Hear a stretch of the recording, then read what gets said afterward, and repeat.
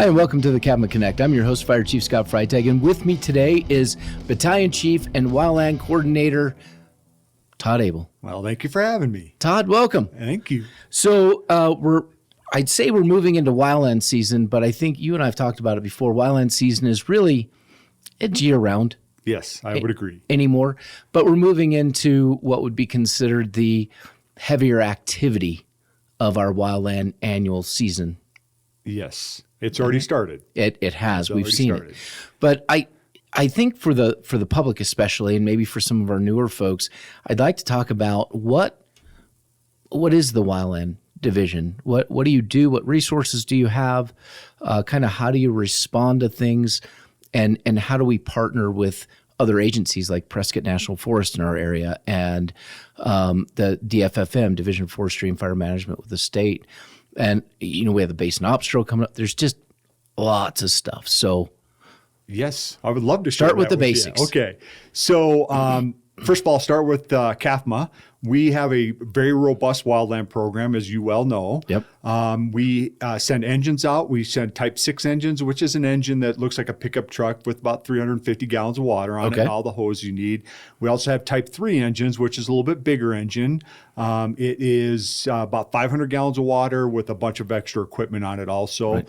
We have water tenders. We have what we call our Type 1 engines, which are the big engines folks see running down the road every day.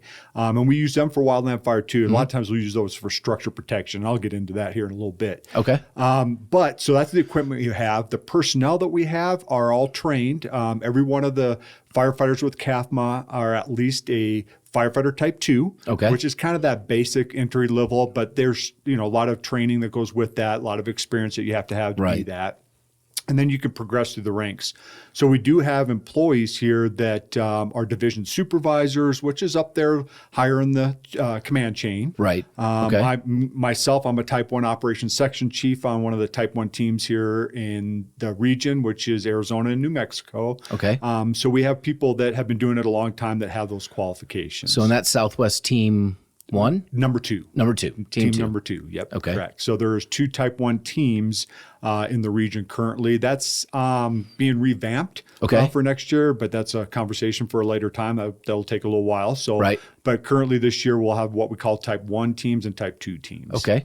And then the team that you're on isn't necessarily made up of all Arizona people. No, it's actually from all over the country, but most of them are from either Arizona or New Mexico, and that's the region we work in. Okay. And that team will travel all over the country in the summer, but we'll get into that a little bit more here, I'm sure. But so it's a federal team, but it's an interagency team. So you have everything from local government, which that's what I am. I'm a local government person.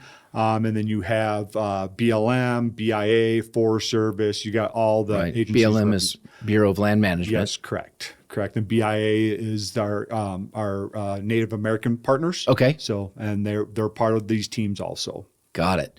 So when I was at the governor's briefing last week with our National Forest partners and our Bureau of Land Management partners and our DFFM partners here in the state, they talked about Arizona is typically the state that kicks off the wildland season, so to speak, where you have more resources that have to respond in. Basically, we're at a point where it's more resource intensive as the season progresses. And so it's the Southwest, I guess, New Mexico and Arizona that typically kick that off. Mm-hmm. Yeah, that is true. So just the way where we sit on the equator, the dryness, the heat, it usually starts here. So we're usually Arizona, New Mexico, Region 3, usually kicks off the fire season. And currently we already have, that's already started. Down on the southern border, down in that area, they've had multiple fires, 200, 300, 400 acre type fires down there. So the season's already started. So even with the moisture we've had, we're still going to have a fire season for sure.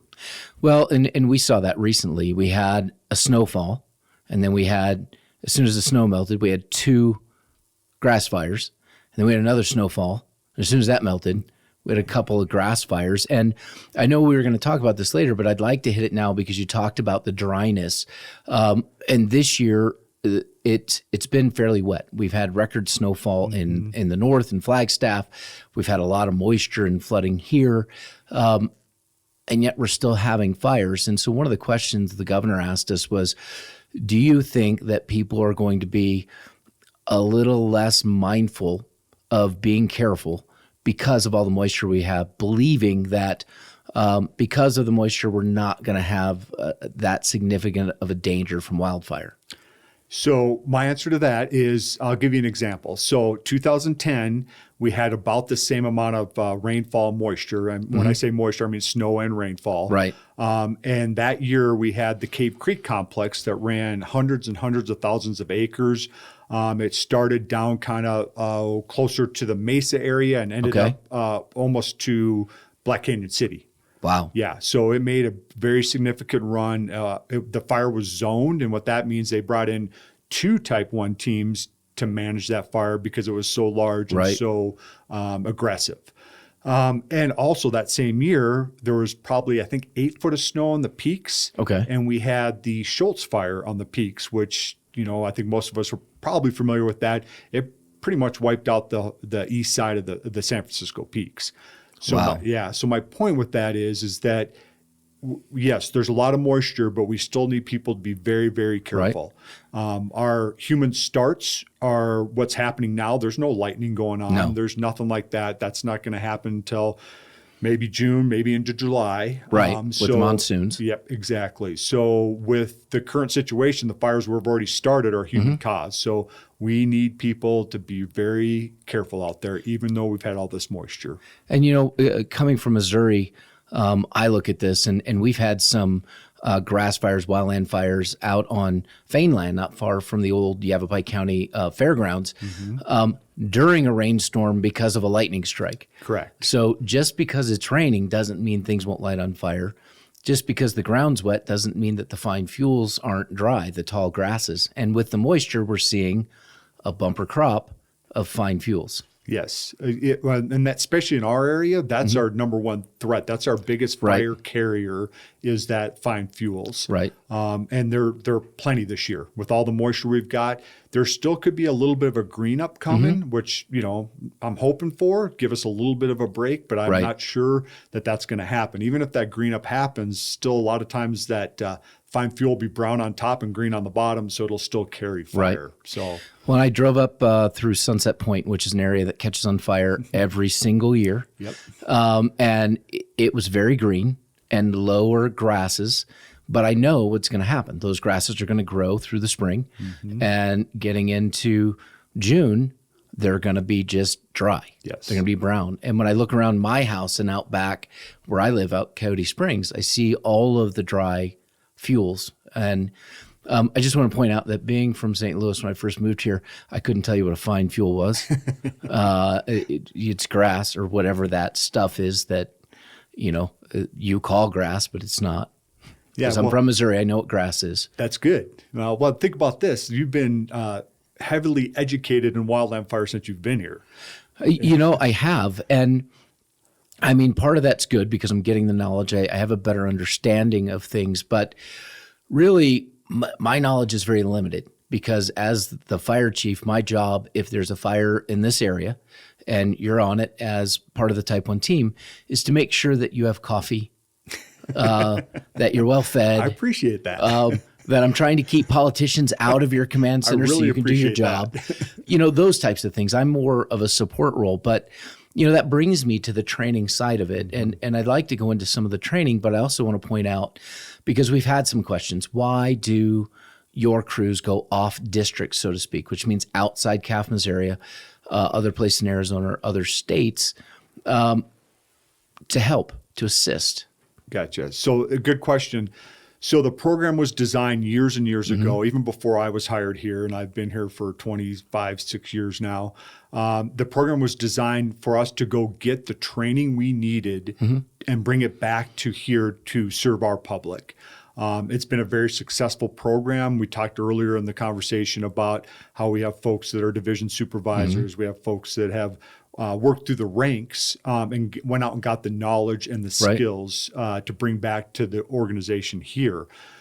Where it's paid off tremendously is, I know most folks have probably heard, we've had some large fires in the Prescott area.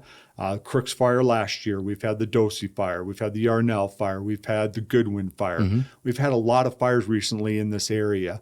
And the interagency cooperation in what I call the Prescott Basin, which is Prescott Valley, Mayor, Williamson Valley, the Prescott Basin, is unbelievable. We all know each other. We train together. We work together. And when I say all of us, I'm talking CAFMA, Prescott, all the local government, all the fire departments. We're talking Department of Forestry and Fire Management, which is our state organization. And then obviously our Forest Service partners. We work well with them. We've been doing this for a long time together, which I think is a model that is carried across the United States. People call me all the time asking how we got to where we got. And I try to give them direction on to build something that we have here.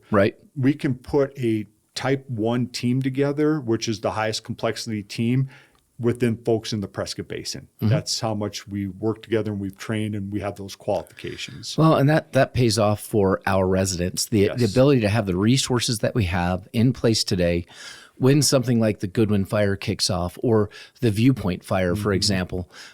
We had personnel fully trained at different division levels on scene immediately that set up a structured command, knew how to deploy resources, knew what resources to call.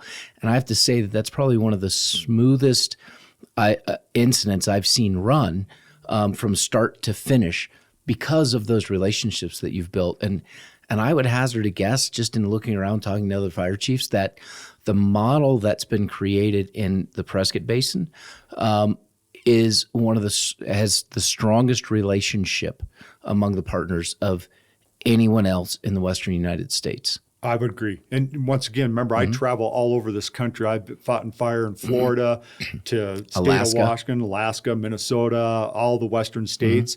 And when I have these conversations with people, they're amazed. I mean, when I tell them we have Forest Service engines housed in our fire stations, they're impressed, and they want to figure out how to make that happen where they live. So, well, and one of the things that I find so great about the relationship is that even on structure fires during times where we have red flag warnings, so we have high winds, dry grasses, Prescott National Forest is listening to our frequencies. DFFM is listening to our frequencies. And I remember a fire out Coyote Springs. Winds were gusting up to 30, 40 miles an hour. So we had a structure fire. Embers were blowing. And next thing I know, along with the red trucks pulling up, here come the green trucks. The green trucks of Prescott National Forest. They heard the call and they're like, we're going to come out and we're going to deal with the wildland urban interface issue so you can focus on structure. Where else in the country does that happen? Yeah. I'm not sure it does. Right. I don't think it does. And you're right about them listening to our frequencies, and it's vice versa. We'll listen to theirs and know that, hey, we're probably going to have to need to go help them at least get the initial attack started on that wildland fire. So having that as a battalion chief, a shift battalion chief, knowing if I'm going to a structure fire in those outlying areas where we have heavy winds, we know we got fuel, vegetation that could catch on fire, knowing that those guys are coming takes that all off my plate. It's amazing. It's a good thing. I was super impressed to see them out there on that incident. There is something else that we have in this area that I think we'd be remiss if we didn't talk about because it started here. It's probably one of the best training programs in the country, and that's the Arizona Wildland Incident Management Academy. Yes. Yeah, so we are on our 21st year with that. Okay. I was there the first year it started. I was actually an instructor there, doing the SAW classes, teaching SAW classes. The next year I got on the incident management team, and then I've been there ever since. Currently, I was the IC for the last 6 years. I've passed that on, and now I'm back to teaching, which is a lot of fun. But yes, that course is designed to get a bunch of classes, everything from beginning classes to advanced classes in a week's time, where people can come and take 1, 2, possibly 3 courses in a week to get their education. And we got people that come from all over the country. We actually have an instructor that comes from Australia every year to help teach. which is amazing. Yeah. And when I have the chance to stop by and kind of tour each year, I missed this year, but each year I stop by and tour, and I see the map in the lobby at Embry-Riddle because the program's grown from somebody's living room to Embry-Riddle University working with us. And there's a map where you have where everybody's come from, right? Could be New York, could be Australia, and it's all marked up there. And it is so cool to see everyone come together, because when we look at the Western United States, you look at the wildfires in Australia, that sharing of information is vital. Oh, yeah. And in some cases, I think some of the sharing of information on the wildland side moves more quickly than it does on the structure side. In some cases, in some incidents where there's been unfortunate outcomes on a wildland fire, some of that moves a little bit more slowly than we'd like to see, but learning lessons. But as far as mitigation and response, it's pretty amazing to see what happens. And I'd like to point out the Goodwin fire for a second, because one of the challenges we talked about with the governor is that last year, for example, there was a reduction in the overall number of wildland starts in the state of Arizona, but there was about a 50% reduction in available resources from local fire departments, fire districts, in their ability to respond. 50% reduction. So I'm going to put on my Type 1 Operations Section Chief hat for a second, and that is extremely hard on us out there as a team trying to manage a large incident. I think I know what's happening is just the staffing levels. We have to staff our engines here at CAFMA to run our 911 calls. Right. So what that does is that takes away our ability to send resources to other places to help. Right. Because this is our number one priority. I Absolutely totally understand that. But what that does from a national level is it puts a huge strain on getting the amount of resources and the correct resources that we need to mitigate those fires. Calf Canyon, Hermit's Peak fire over in New Mexico last year was large fire, went on for months and months and months. Trying to get the resources we needed was almost impossible. Right. Well, and that's what we talked to the governor about, because from a fire district perspective, it's a funding issue, right? We're having difficulty staffing our 911 engines for local response because funding. And we're just seeing a change in the culture of, people wanting to work and people not wanting to work. So it becomes more difficult to get those resources. But when you're a fire district, there's one source of funding and that's it. So we need to add people, but there's only one way for us to generate the additional revenue needed, and that's an increase in property tax rates. But what we pointed out to the governor was, listen, Arizona doesn't have its own state fire department. California does. They have Cal Fire. If you're not covered by a municipal agency or a fire district, you're covered by the state. They're everywhere. Huge organization. In Arizona, it's the local fire districts and fire departments that serve as the state's fire department. So when there's a wildland incident, we are asked to respond and to assist. Now, some say, well, just don't go. Focus on our area. Somebody's sending people into us. Shouldn't we return that favor? I mean, at what point do the other states or other organizations say, well, that's a CAFMA, it's fire around CAFMA Prescott area, doesn't really impact us, so we're not going. Well, unfortunately, if everybody had that attitude, we'd be in a lot of trouble. Oh, absolutely. So you as the leader of this organization, as the fire chief, have supported it. Other fire chiefs have also supported that. So if we lose sight of that, I think we would start a whole another issue that we probably don't want to deal with, because we do ask for people to come help us when we need it, and we return that favor to go help them when they need it. And I think that's just good partnership. Oh, it absolutely is. And on the Goodwin fire, I remember one of our retired captains, Dean Stewart, was structure protection, came to me and said, hey, Chief, we don't have the resources we need. If this fire hits this trigger point, Blue Hills is in danger. Would you stand up engines?